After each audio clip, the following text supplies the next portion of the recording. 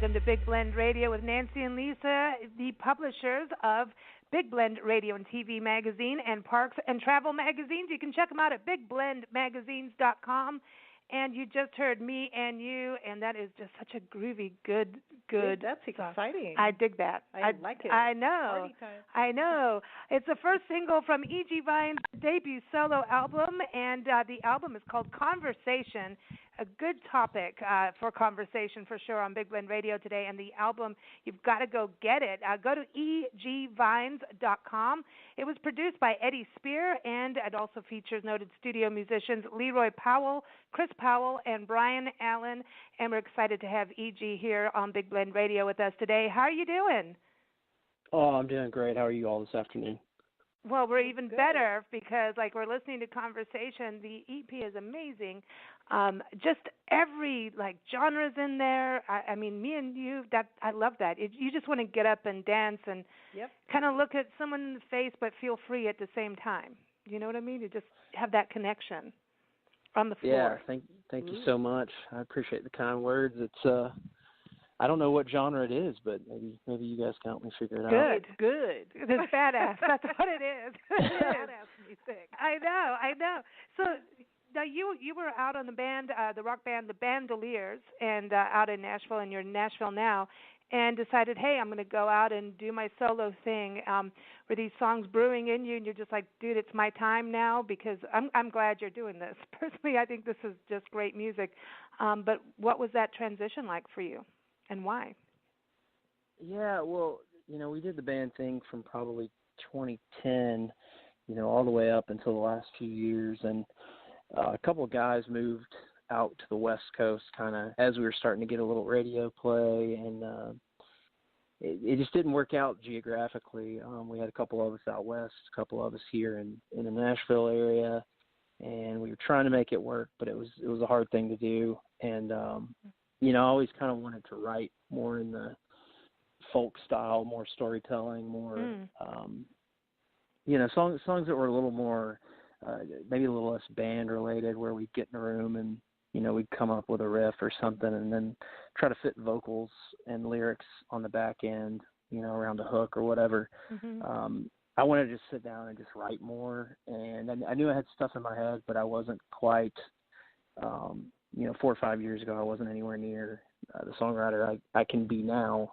And that was I just sat down and wrote for a few years just by myself. And this is kind of the culmination, I guess, of quite a while of writing. Yeah, I like it because that was actually interesting. When I first listened to the album, I went, wow, he's a storyteller. And sometimes when someone's a storyteller, you don't always think of having some funky grooves and that kind of rhythm. Like Me and You has like a definite good rhythm, but you're hearing a story. And then you do have some more slower ballads, some songs that are ballads that could also be an anthem at the same time. I mean, I don't know how you're doing that, but you're doing it. And it's like, okay, I'm going to hear the words, and but you get into a groove immediately when you're listening, and I think that's a real talent to be able to get people to just get into it immediately. It's hard to always have something new in life, right? It's like, oh, something new. I get excited personally. I can't wait for new music, but sometimes for people it's hard to just snap into a new artist or to new music. So I think it's great that you're able to do that. Just get it immediately.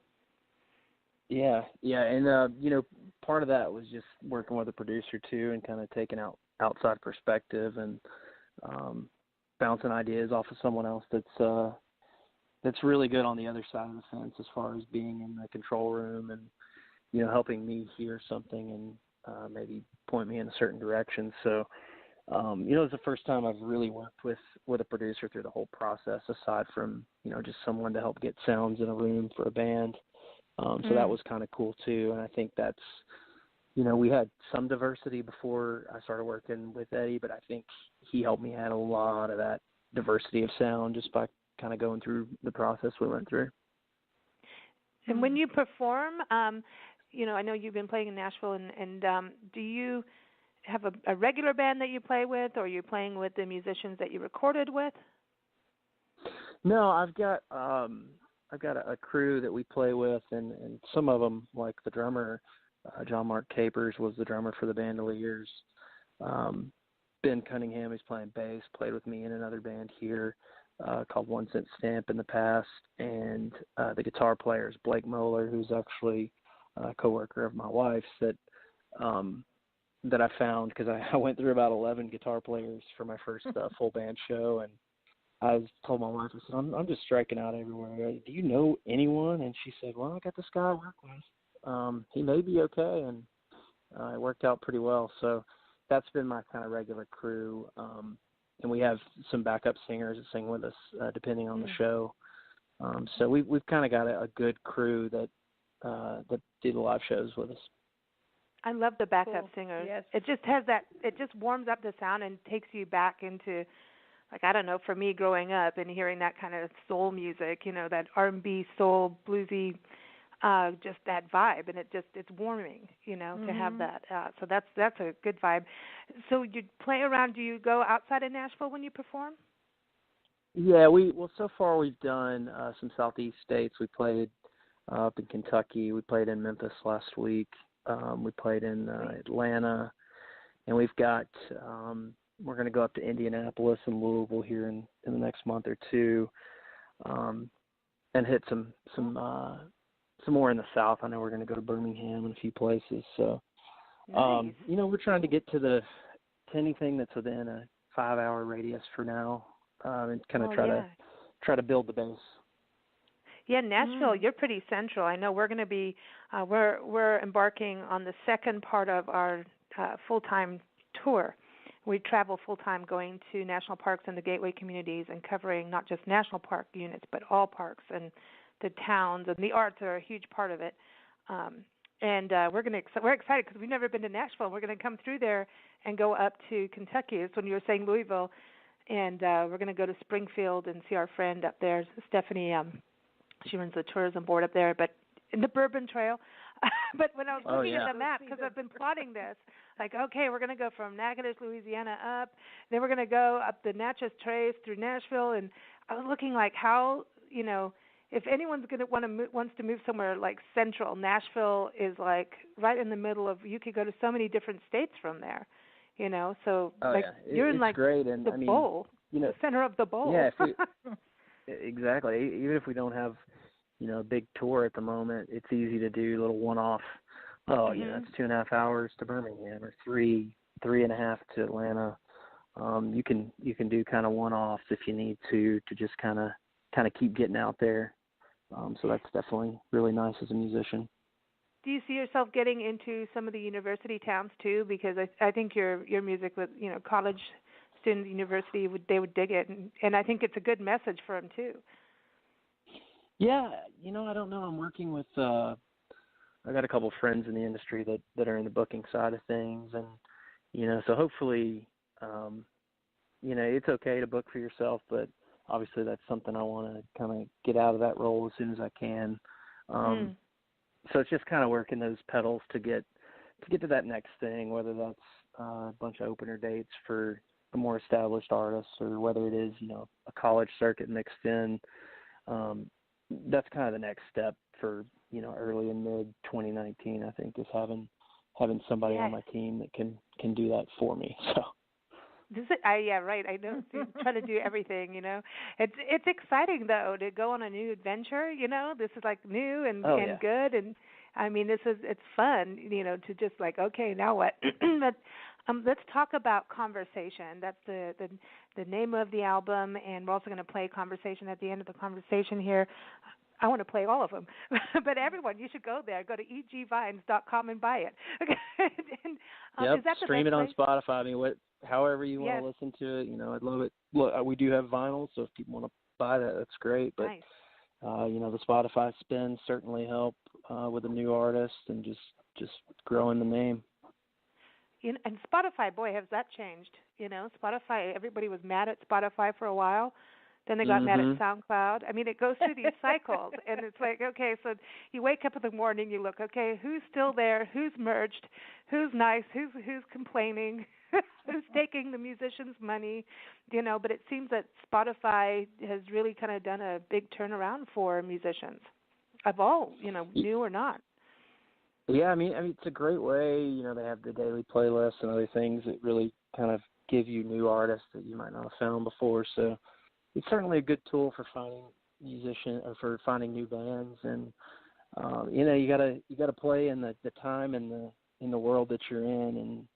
And it'd be nice to be in the mid to late '90s, where everyone's selling 10 million albums and everybody can figure out who you are right away. But it's just not that world. But I think there's also some pros, and random people can find you randomly a lot easier than the old days. That's for sure. Yeah, but then back in the day when you were selling all those albums, none of the money got to the musicians half the time. Exactly. Yeah, well, that's true too. The corporation sucked them up, and that was that. Yep. It's like okay, so it's kind of it's odd, but I think now musicians, I don't know, I feel like there's more connectivity between bands and musicians and their audience than there was 10, 20 years ago because of the internet and being able to keep up with fans post show. Yeah, and I think you can build something more sustainable now too, because a lot of most people are building a grassroots campaign and out. So all those fans that were around early on, I know I feel this way. If I find an artist early on and they end up doing big things, I'm much more excited for them than if I found them, via big radio or whatever, and everybody else kind of knows who they are. What got you started in music? What was the first thing where you said, okay, man, this is going to be part of my life? Yeah, I started playing guitar, I guess, when I was 13, 14, something like that.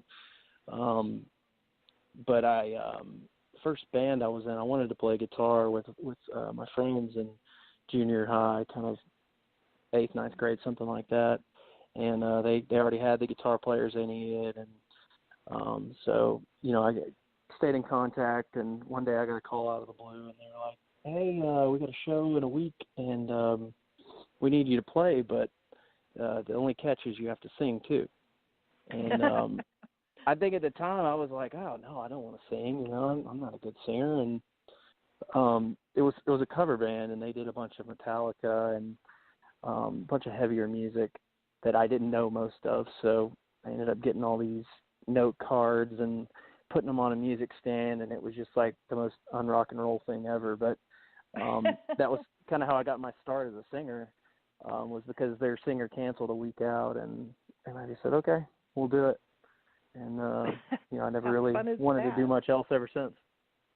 Hey, that's funny. Right on. I know. We've done stuff like that. It's scary. I know. We've had a little bit of a music background. Had a band when we were based out of San Diego, and man, all kinds of things happen when you start out. It's like whoa. Yeah. I remember auditioning to when we first got back to this country from South Africa, auditioning to sing, because I knew I wanted to do some of this, and I was auditioning in places, and I had no idea what I was doing, and I auditioned in a madrigal group. I don't even know if I'm saying that That's correctly. Right. Yeah. And I walked in a madrigal. It's like all a cappella harmonies, and you have to read music, and she plays this little auto harp thing and goes ting, and that's that, and off you go. And I walked in, and I didn't, I was like, this is insane. I have to read music. I've never read music for singing, but I have for piano and guitar. But I got the part, and I was like, that's crazy.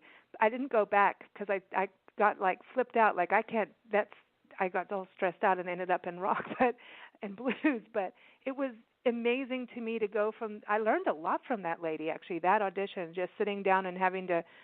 Here's a note, and then read the music, but not really know what I was doing. Just learning the different levels and dynamics. It was, in one afternoon, one of the best lessons I've ever had, going in that kind of thing. That's cool. Yeah. Do you read music when you sing, the actual notes? No. I know. I've never really, aside from tabs on guitar, I've never really learned any of that. Oh wow, it was wild.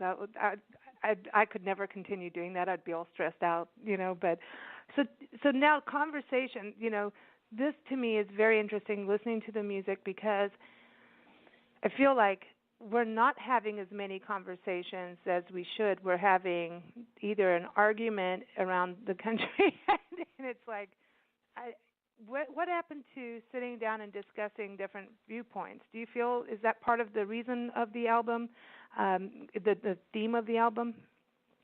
Yeah, absolutely. I mean, I wrote most of the songs in 2017, and it was just kind of the post-presidential election America where everything was contentious, and just whether it's social media, you turn on the TV, you just you go out and about, you saw it everywhere, and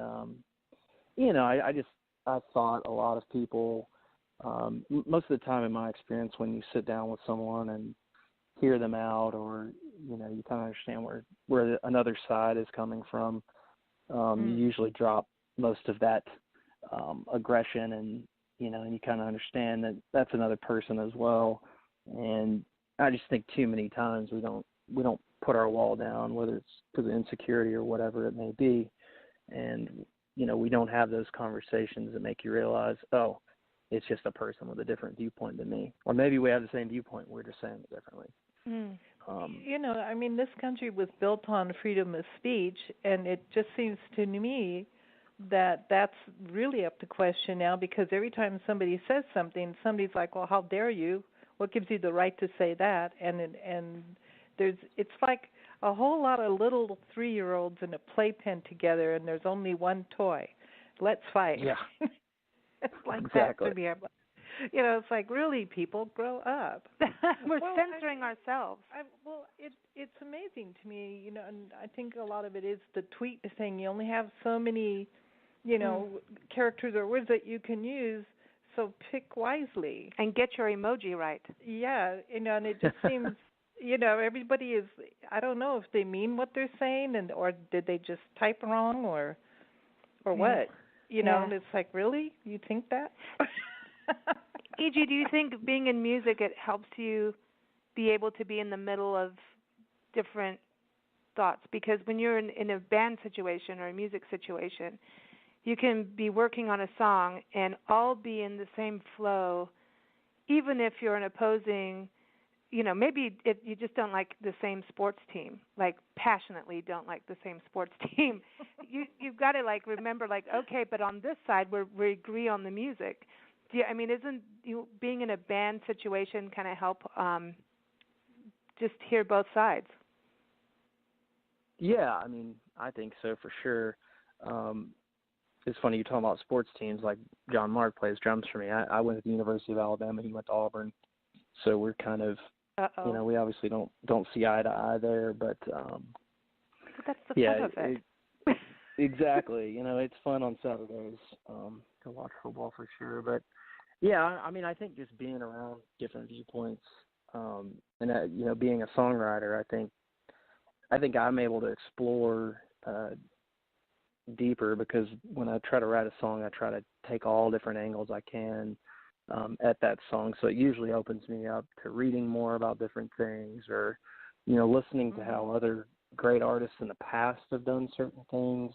I know in band settings I used to write a little more circuitous, a little more metaphor driven with my songs, and on this album it was more how did Marvin Gaye do it, how did Bill Withers do it, even Neil Young, how do these artists from the past, especially when they dealt with contentious times, how did they deliver a message?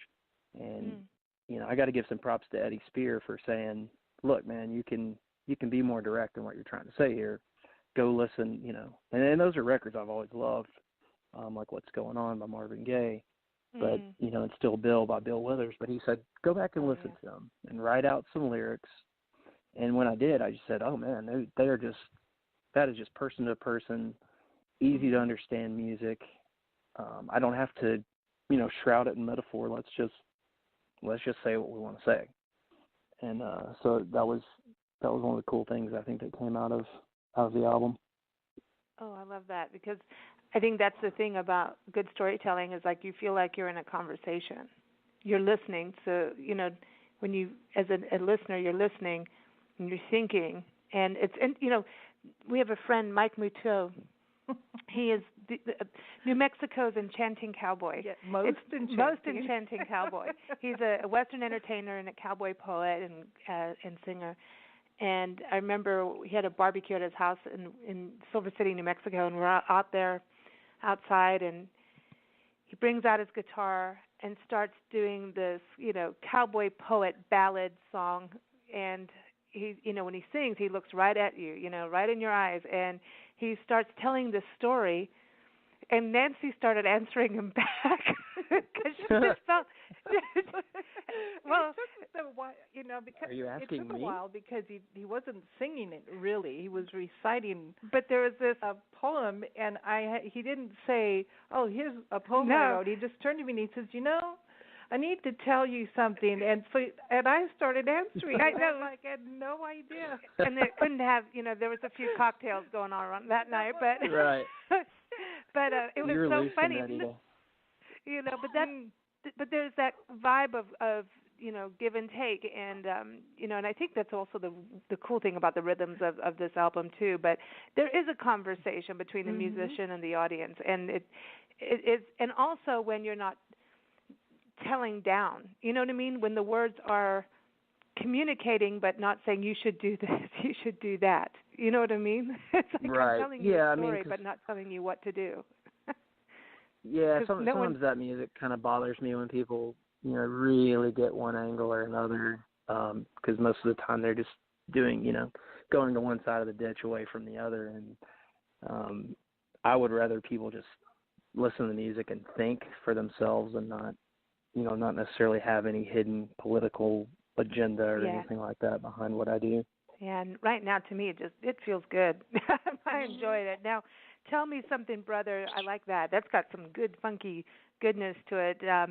So that again it's that conversational part. Like, hey, I want to hear from you, in that song. Yeah.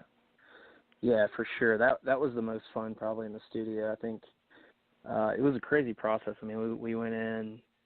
Eddie called me that morning and said, "Hey, how you feeling?" And I said, "Man, I feel great." I said, "How are the guys feeling? Like, what do they think of the songs?" And he was like, "They haven't heard the songs. They're gonna hear them when you play them in the control room." Wow! So instantly, I was freaked out. Like, what? Like, is he doing me wrong here? And then, but it was really cool. We went in the studio and I played through them once, and they're charting things out. And then we go in the other room, and I'm like, "Whoa, okay." They just added. We were going for a funky kind of theme there already, and on guitar it was kind of funky, but maybe a little more rock than funky. But they, and those guys had a lot of fun just playing on that one and creating it in the moment. I like that. What was the recording studio like? I'm going. Like, okay, we're going into the room now, and I mean, because to me, I think there is something about where you're recording. Did you feel comfortable? Did you get to look outside, or was it? Do you have candles burning everywhere? What's it like in there? No, we recorded at a Sound Emporium. Recorded that on Belmont here in Nashville. It's a really nice room there. We didn't try to, add certain things to the vibe. It's a nice big room that's got a good vibe, and it's a cool spot. So I think and those guys have worked there a good bit. So I think they feel comfortable there too. Nice. Conscience Burden, this song was interesting to me in regards to, like, it's a deep song. It has a ballad quality to it, but this is the one that I said to me is almost anthemic. Like, it becomes like an anthem, as it builds. And at the same time, you've got like this rockabilly sneaking in. This is a fascinating song to me. Tell us about this song and recording this one. Yeah, so I think that one's kind of got some Neil Young kind of feel to it. Mm-hmm. It's definitely more rock than most everything else, except like the end of Reconcile really is a rock song. But yeah, I mean that one kind of came about. I rewrote that one a few times because it was a very specific song that was more about a wartime situation. As I was watching a bunch of documentaries on wars in the Middle East and Afghanistan and in Syria, and kind of as working through it with Eddie, he just I changed the lyrics a little bit when it seemed a little more detailed the way I had it before of a situation, and I think the rewrite was good because we kind of made it more universal, and I've had different people tell me that song, says something different to them, so I kind of like having one or two on the record out of the, because a few of them are so straightforward and you really you understand exactly what I'm saying with one listen. But I like having a couple, added in there where you can peel back the layers and maybe as you listen to it a second or third time, maybe it says something different to you and it can say different things to different people. So that's one of the things I like about that song the most. I like that you closed it with Reconcile. That was like the perfect last song, especially after Conscience Burden. It's intimate to me. It's a very, when you get to those points, Reconcile is always that turning point, and it's like that part of facing the truth, and having to choose which way to go. It's such an interesting word. It's an interesting place to be in life, reconcile. It's sometimes beautiful, sometimes difficult, bittersweet. It's an interesting, where did that come from? You don't have to tell everybody your secret behind your song, but I'm just saying. Yeah, I don't know. I had the chorus for a long time, and actually, with that song, I had all the lyrics, and I really liked what it was, but that's another one that we kind of changed a little bit musically because I could just never get the parts together.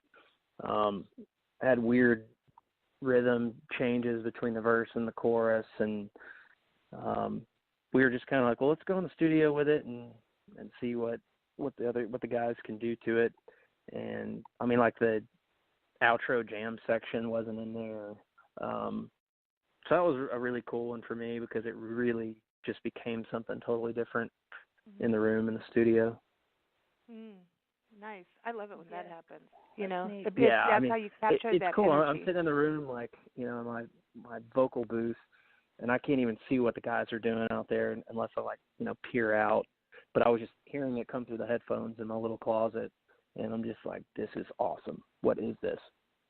And it's my song, He's like, dude, I did it. Dude, check I'm like, this thanks, out. guys. Yeah, I know. I don't know what we did there, but I love it. I know. That's where it brings that, live vibe in it, when things like that energy. That's bottling that energy and sending it around the world. I dig it. So I do want to ask you, if you're going to play 3 of your songs, okay, and you could play them anywhere in the world, where would you go? And you could pick 3 of your favorite musicians, whether alive or passed on, and they're going to go and play with you. So who are the 3 musicians? What are the 3 songs, and where are you going to play? It's a cool question, isn't it? It's actually 3 questions that I did not prepare for. I never tell people when this is going to bust out. my 3 songs, yeah. 3 artists, and 3 places. No, one place. Okay. Place. Oh, one place. Yeah. Okay. I've never played the Ryman here in Nashville, so it would probably either be that or Red Rocks for me. Yeah, maybe Red Rocks. It just looks gorgeous. I've still never been to that venue, but I'd probably play there, and I would play probably with my current favorite songwriter, Jason Isbell. I'd play with Neil Young, who may be my favorite of all time, and the third is tough. These are alive or dead, right? Yeah. Or fictional. Or fictional. Yeah, I would just go back and throw some hard rock in there and throw some Led Zeppelin. Which was one of my favorite bands in high school. I had a period where that was about all I listened to, for a year or so. So I'd probably do those 3. That's a hell And of a then band. three songs? Is that? Yeah, could you imagine Neil Young with Led Zeppelin? That's some craziness. That would be Yeah, that'd very be interesting. awesome. Yeah, have you seen him play with Lucas Nelson and Promise of the Real? Yeah, I have. So I didn't really know who they were when I saw him pop up on the calendar here at the amphitheater, and I was like, Neil Young, what's Promise of the Real? But I went to the show, and those guys are incredible. You went to their show. I'm so jealous. Cool. We had Lucas on our show a couple so years back, and they are. I mean, to me, I was like, wow, here we go, man. This is. It reminds me of Neil Young, back in his Crazy Horse days, and it's so exciting. I love what they're doing, and they're just climbing and climbing and climbing, but keeping it real. I think they're keeping to their promise of that. But I love what they're doing with Neil Young. But anyway, you're going to go play with Neil Young and Led Zeppelin and Jason at the Ryman. And so, which songs are you going to play? Are these supposed to be my songs? Yes. Oh, okay. I would probably play Conversation. It's the title track. Yeah. It'd be interesting to hear what John Bonham would do with Tell Me Something Brother. So maybe we'll do those couple. Oh man, Reconcile's outro would be nuts with him. Yeah, so I guess I'd do those three. Cool. Yeah. And that's interesting. I would have thought Conscience Burden would go in there because of Neil Young, but you didn't do that. But you could for an encore performance. Yeah, exactly. Yeah. I was thinking of new songs you, that aren't on the EP, and then I was like, oh no, I know, but me and you would be cool with Led Zeppelin in there too. I could just kind of hear. Yeah, there's like a. Yeah, this is fun. Okay, so now speaking of fun, it's time to play Spontaneous. Now, Spontaneous, the song game, we love this game. I got to give a shout out to Rob Ridgway, based out of Nashville now. He went from Austin and traveled around the country in his RV, and now he plopped it in Nashville, and he's happier than anybody in Nashville. He's loving it. Cool. But Spontaneous is an award-winning, best-selling board game. And it's the song game, and what it is you get a word. This is how we play it on the radio. You get a word, and then you've got to match 5 words out of a song to it. So, like if I give Nancy, I'm going to give you one, and then yes, so everyone can see. You have to have 5 words in the lyrics, right? And you don't have to be a singer, except for we got one here with E.G. on the show. And you've got 10 seconds on the radio version. We get to play the clock. And if you do not get this correct, you get butt panned. And I always wish someone gets it wrong so I can butt pan them because butt panning is fun. The clock makes you nervous. I know. What I know. Is, so what we're is going to start with butt panning? Yes, we like butt panning. I might have to play it if you you'll hear it. You'll hear it if you get it wrong. It's a nice noise. You'll hear it. Well, okay. I might have to play it later. I hope anyway, not to hear it, but we'll see. We'll see. It's spontaneous combustion. Well, let's hear if Nancy hears it first. Yeah. I know, Nancy. Okay, so Nancy, I'm going to get the clock ready. Oh no. Okay, and your word is. Let's see. What should I do to you? I know. Okay, your word is green as the color. Go. The green grass of home. Okay. Fine, you won. It was so difficult, right? It was so difficult. Well, I could go back to Sesame Street and do It's Not Easy Being Green. That's right. That's it. Okay. Other than that, I would have been stuck. Okay, E.G., are you ready? I had like 2 words for that one. I was like, what are the rest of the lyrics? I had a song could in only mind. think of Tom Jones. I had Green Eyes by Coldplay, and I was like, how do those lyrics? I don't even know the lyrics. See? It's hard, huh? See, that's it. Well, this if you get these right enough, then you can go play carpool karaoke. That's it. You have to know the words.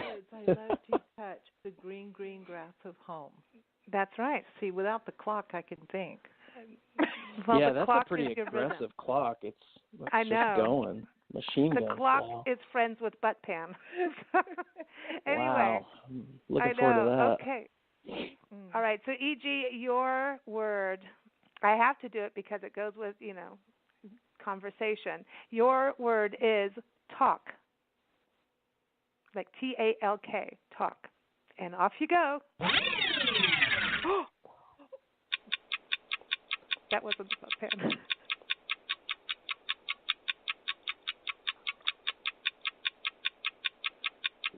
We don't talk about it anymore. No, we don't. Talk about it, woo. You're thinking about Funky Town? Oh my gosh, we don't talk about it anymore. What's that from? Oh, I know. I couldn't tell familiar. you. Huh? It does You feel don't know? familiar. We don't talk about it. No, I don't it want is to a talk about it. No, we don't talk about it anymore. I'm going to go. It is find something that I've listened to It is. recent, but oh my And gosh. I think you should butt pan him anyway. Okay, Okay, yeah, if you that's don't true. know the song, That was I'm playing 5 butt. words, though. Yeah. It was okay. We're gonna let you have it, but we're still butt panning because you don't know what song that was. So that's Fair. kind of like a half and half. So we're just because butt pan says to play it, we have to butt pan. And now a butt pan moment. Butt pan. Butt pan. Butt pan. Butt pan. Butt pan. You're a butt pan. You're really not a butt pan, ED, Oh, that's but we awesome. just have to play That was that. great. You know what the butt pan is. The butt pan is this word. Some musician friends who've done all the sound for our shows, Michael and Spider, came up with this. So when you're driving and you have a slow person in front of you, and they won't move and you can't go around, that's the butt pan. So it's a nice way. It's a nice road rage word. You butt pan. And so that's where it came from. You butt pan because they're scooting their butt. It's Alrighty, they're just slow. So anyway, they're a butt pan. But thank you so much for joining us, everyone. Go to songgame.com and go play Spontaneous. It's fun. Don't forget to keep up with us at Big Blend Radio. Our show schedule, you can listen as shows go live or later on demand. Just go to bigblendradio.com. But most importantly, go get Conversation from E.G. Vines. Go to egvines.com and also go check them out on Spotify and all those great places. And we're going to play Conversation and close off the show with that. Thank you so much, E.G. It's been a pleasure. Yeah, Nancy, Lisa, it was good talking with you this afternoon. Thanks for having me. Thanks for playing Spontaneous and letting me play butt pan, even though we really didn't mean to play butt pan at you. We just had to. Oh, it's fine. It's fun. All right. Fun game. Thanks. Here it is, everyone. I'm going to go play it more and lose. There it is. Everyone, we're going to play Conversation. Go get the album, Conversation, egvines.com, and take care and watch out for butt pans on the highway.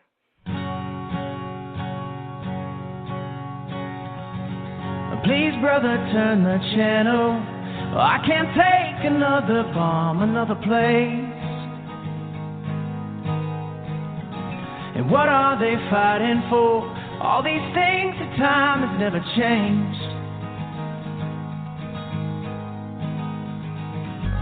I hope we peel our pride away, 'cause there's no conversation, all this separation that we're passing along.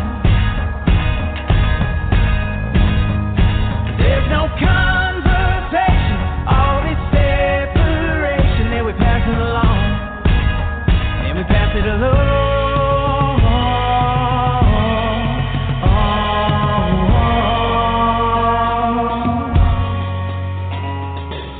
I see my lover crying, but I just turn my head and stand a million miles away. I'm not sure just what I'm after, but I don't think I'll find it if I stay.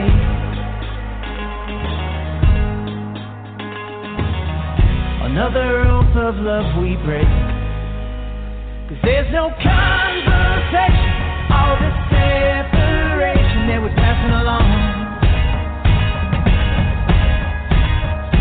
There's no conversation, all this separation that we're passing along. With all this time we've wasted, and all the love we take, just moving along. There's no conversation, all this separation that we're passing along.